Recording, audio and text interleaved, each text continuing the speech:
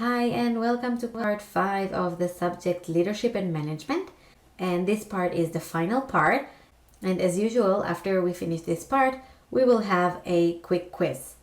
And today we will keep talking about negotiations, and we will dive a little bit deeper into the subject.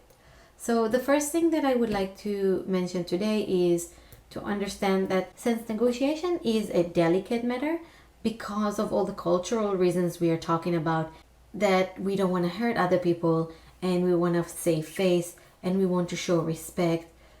Negotiations, as I mentioned at the end of last part, can determine relationships. It can change relationships and it can make relationships closer, further apart. It can sometimes ruin relationships completely. So this is very delicate matter. And what I would like to share with you today are a couple of rules of thumb that you can take with you whenever you're going to a negotiation, whether it's a contract negotiation, whether it's negotiations with other companies, etc., etc. So the first thing that we would like to know is usually the most senior person in the room will initiate the subject. So there can be a lot of small talks in the room, and after small talk, usually the senior person will open the negotiations. So this is in many cases what will happen. Another thing that we want to know is to be aware to other people and the situation in the room. So again, we want to try to see the atmosphere. We want to try to see if other people are talkative, if people are sharing their opinions, if people are relaxed or maybe they are very, very tense. We would like to see the body language, the language that they use. We want to see their facial expression if we can, and to try to understand the atmosphere in the room.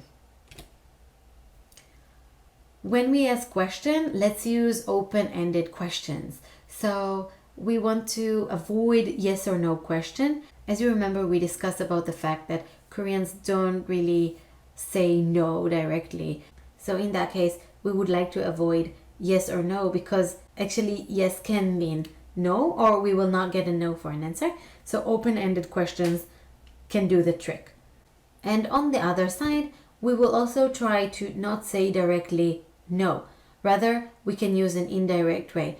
Let me think about it. I will consider this. Or let me see what I can do about it. And in that matter, when we're speaking indirect in those ways, they can understand that it might mean no. Another thing is we will try not to really aggressively force some subject. So what we want to do, if we want to attack some subject, we can put it up for discussion and see if we have a lot of objections and people are feeling uncomfortable, they're moving in their chairs, they're trying to avoid the subject.